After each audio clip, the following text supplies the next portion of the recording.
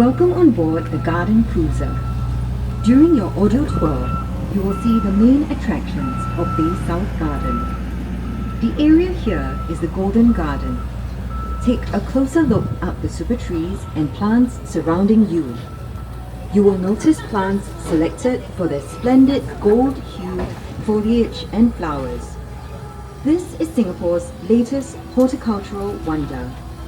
A project that began with an international design competition in 2006 and opened in 2012.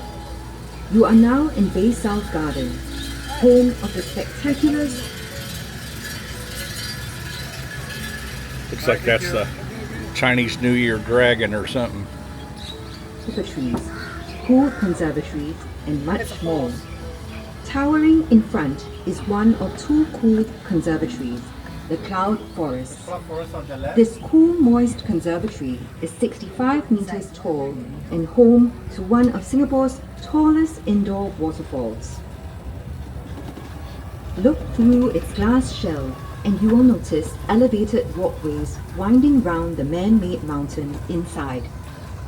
They are covered in mist every 2 hours, replicating the cool, moist climate of tropical high-elevation areas such as Mount Kinabalu. This controlled climate is perfect for growing unique plants on the man-made mountain. On your right is Sun Pavilion, the cacti. Approaching on your right is the Sun Pavilion. It houses a rich collection of cacti, the most recognizable plant family in the desert. Up ahead is the Far East Organization Children's Garden, covering 1 hectare of undulating terrain. The nature-themed play area features a toddler's play zone, rainforest tree houses, and a water play experience. The Children's Garden is designed to inspire children of all ages to foster an affinity for nature together with their families.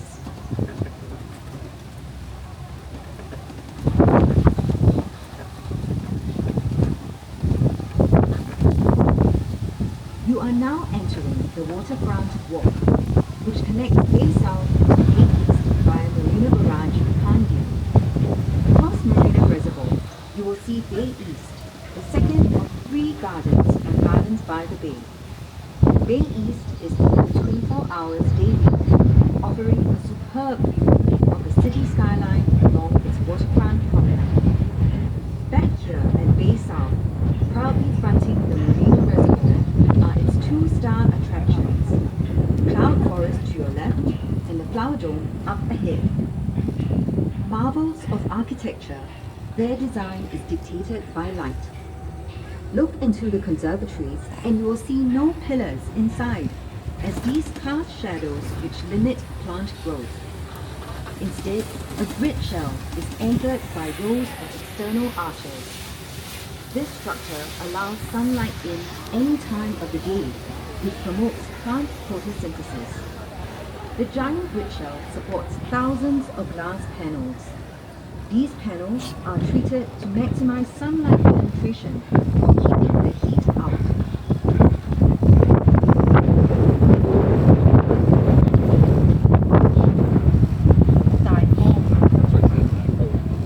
To your left, the Flower Dome features plants from the 5 continents of the world, bringing you into the cool, dry climate of the Mediterranean and semi-arid subtropical regions. The air inside is especially cool and desiccated to match the climate these plants are native to, allowing them to thrive and burst into color. Some of the trees in the Flower Dome are remarkable specimens of nature, like the giant baobabs, also called overturned trees. The Mediterranean olive trees have survived a remarkably long passage of time. They are estimated to be about 1,000 years old.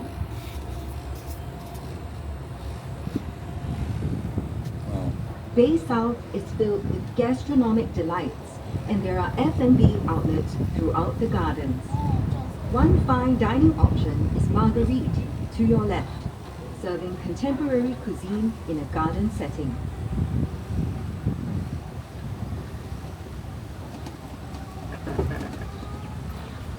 Enjoy quality time with your loved ones as you bask in sunshine and nature's company. The Waterfront Walk is one of Singapore's highly utilized park connectors, with an average of 10,000 users on foot or on wheels a day. If you're lucky, you might be able to spot the Malayan water monitor lizard and smooth-coated otter.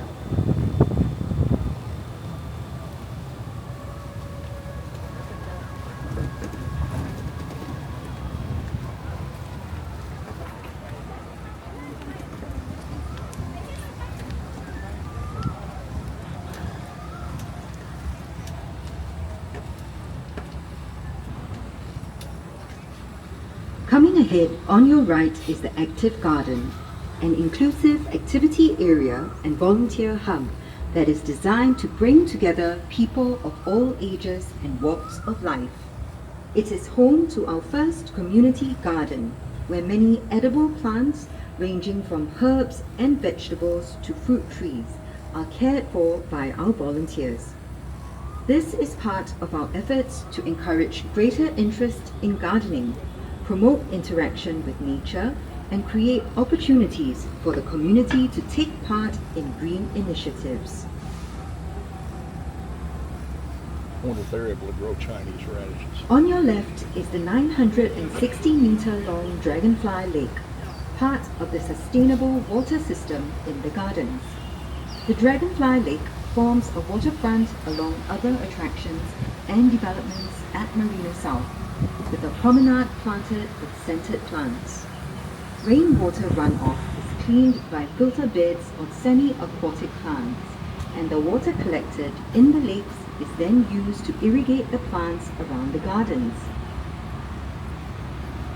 Do you see little islands of plants in the water? These are reed beds that naturally filter water that falls within the gardens.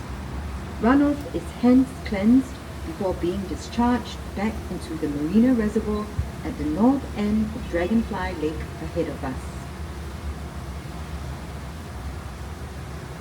Do you know that Gardens by the Bay's logo features a dragonfly? Gardens by the Bay has chosen the dragonfly for its logo, specifically the species widely known as the common scarlet. This is intentional. The common scarlet can only be pretty in places where the water is clean. It can be found in the gardens too, indicating the high water quality present here. The gardens was specially designed as a water catchment area, integrated with the adjacent Marina Reservoir through a series of lakes and ponds over 2 kilometers long, spanning 5 hectares.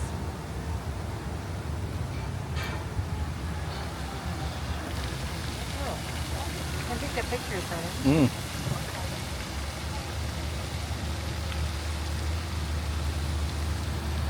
Go ahead, babe. Look to the left and you will see 2 dragonflies that portray the harmony of flora and fauna found in the gardens. The presence of dragonflies is an indicator of clean water in a healthy ecosystem, signifying the sustainable foundations of the gardens.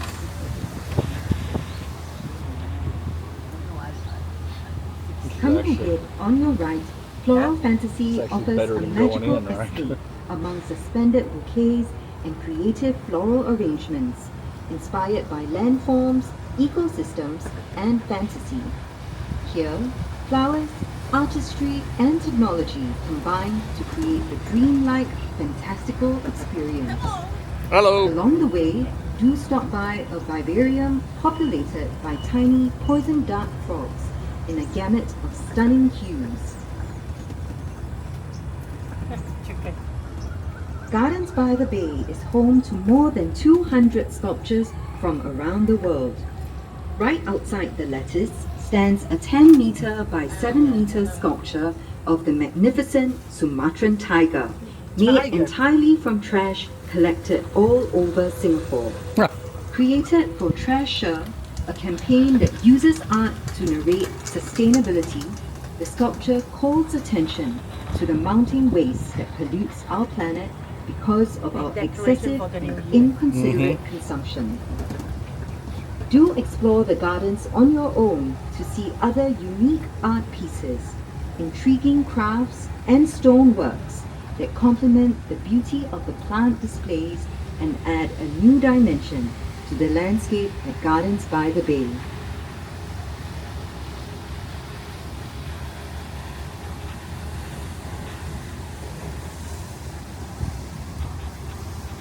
Did you know that there are chilled water pipes running below you? The pipes supply chilled water from the Marina Bay District Cooling System, located below Marina Bay Sands, for our cooling needs. Centralized cooling plants supply chilled water through a district network. This process is highly efficient and allows building owners around the Marina Bay District like Gardens by the Bay to use less energy for cooling. Across the gardens, a deliberate decision was made to provide aquatic plants wherever possible. This includes filter beds, planted islands, marshes, and bog plantings, as well as free floating plants such as lotus and water lilies. Channeling the water through the plants also reduces the speed and force of the water runoff entering the lake. This helps prevent erosion on the slopes and reduces sedimentation. At the same time, the lake system provides aquatic habitats for biodiversity such as fishes, birds, and dragonflies, depicting the important role of plants for ecosystems to function. Consider how the wonders of nature help to maintain a healthy ecological balance. Do remember to keep our waterways clean. We are now passing by Serene Garden, a unique horticultural garden inspired by the minimalist concept of Japanese Zen gardens, featuring a pavilion, a waterfall, and a collection of naturally sculpted rocks from Japan.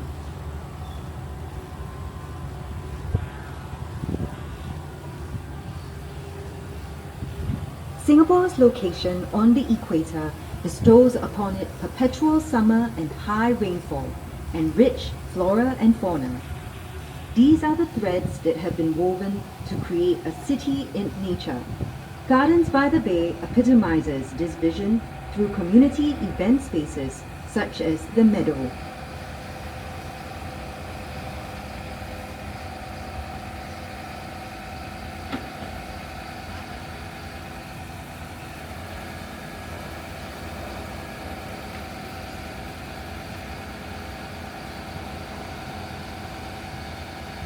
Just wait for a while, eh? Yeah.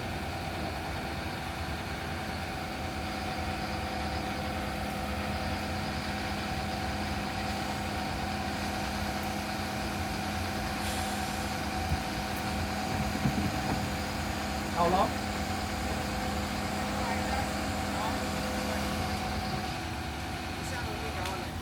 Okay, for how long?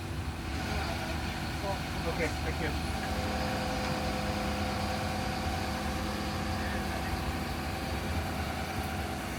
They're cutting bamboo.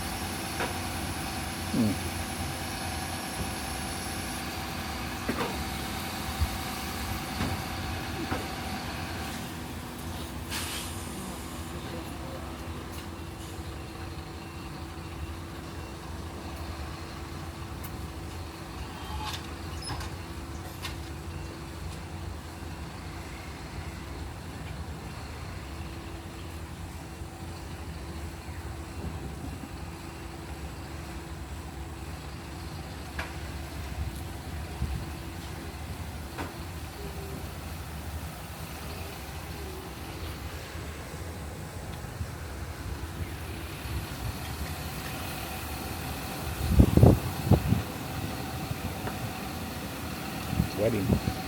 Another wedding? Looks like it.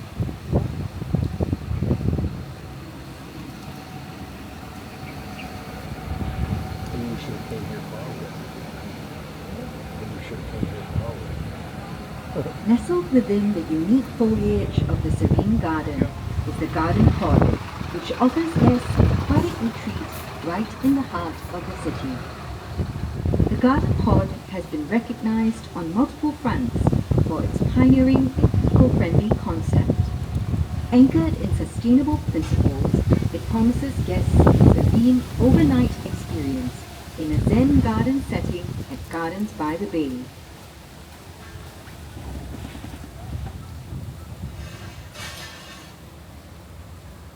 Sorry. Sorry. Hello. You are now making your way into the meadow. No, sorry. On your left, you will see a grove of kaya trees. These have stood here even before the construction of Hay South. The old trees have been retained for their nostalgic value and to provide shade for the meadow. A living green space in the heart of the new downtown. This All the is the largest decorations. gardens event venue in Singapore, able to accommodate 15,000 people. For better acoustics, you will notice that the concert space is shaped like a bowl. So, Marine Bay Sands On days Hotel when there are and no Singapore concerts, Commercial Business the meadow District. is a wide open space in the middle of the city for friends and family to come together, run around, or have a picnic. The gardens and skyscrapers you see around you have been built on reclaimed land. In a way, Gardens by the Bay is actually made from small pieces from all over Singapore. The soil material used here has been recycled from different construction sites around Singapore, such as Marina Bay Sands and Resorts World Sentosa.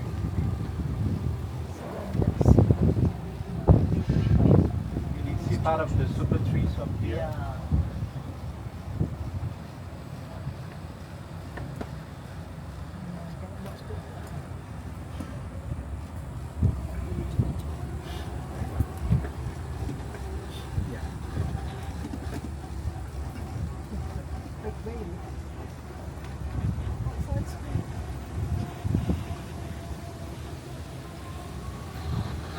That's like a crane I have at the lake in Rougerville. That's a good picture.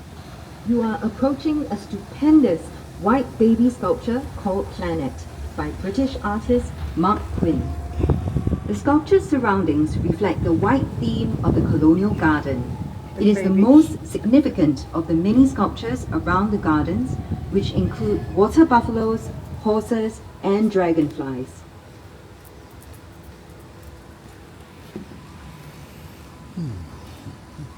Huge baby. Like a So Chong Heen baby.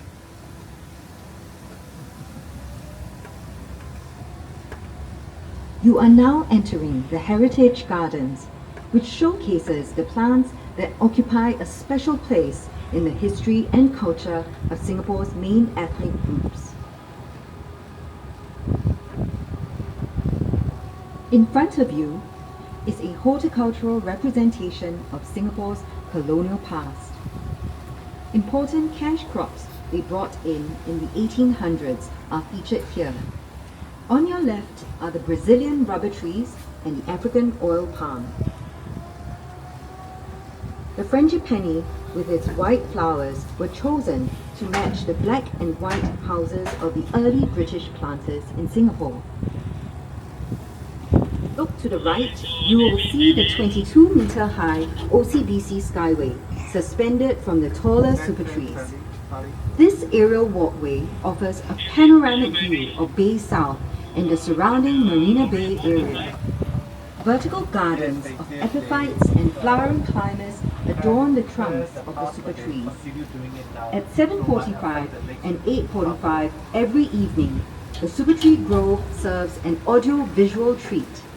The garden You can see the dragonfly lake on your left.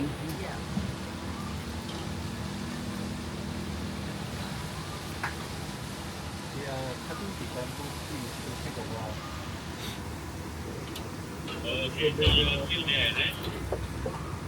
No, I already moved forward already. They cleared the path for me to clear.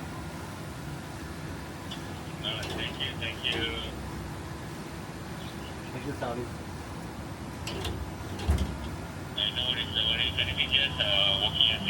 I think we're back. City, a spectacular light and sound show that will captivate your senses.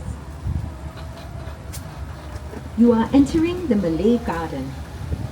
The timber structure on your left is an example of a traditional village residence known as a kampong house. There are many food plants here used by the Malays, such as pandan and the breadfruit trees on your left. Pandan.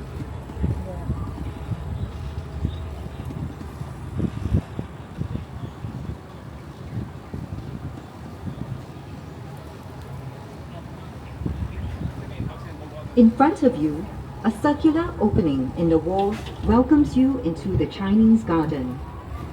This is called a moon gate, a feature found in traditional Chinese gardens and represents a full moon. For the Chinese, a garden is a reproduction of the natural environment. That's why features like ponds and boulders are common in classical Chinese gardens.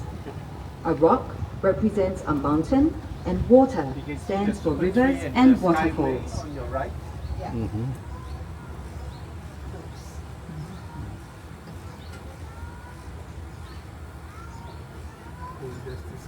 Welcome to the Indian Garden. Plants and especially trees have huge cultural and religious significance for the Indians. Can you spot the national tree of India here? It's right in the middle of the Indian Garden, the banyan tree, also called the Bengal fig. With its tangle of roots and branches, the banyan symbolizes eternal life for Hindus.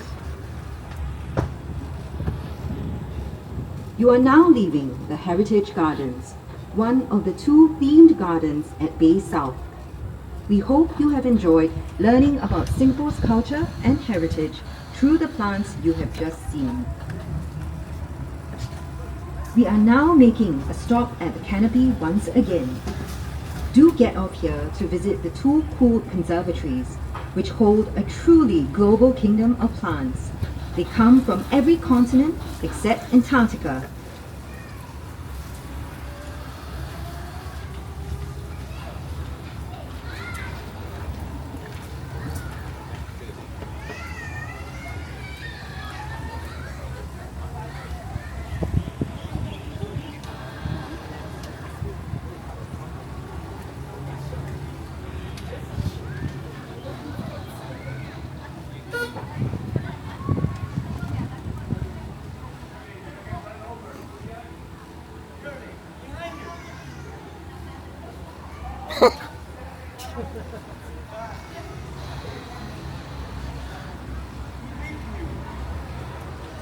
Pretty funny. Actually, where we get off. Okay, we've come to the end of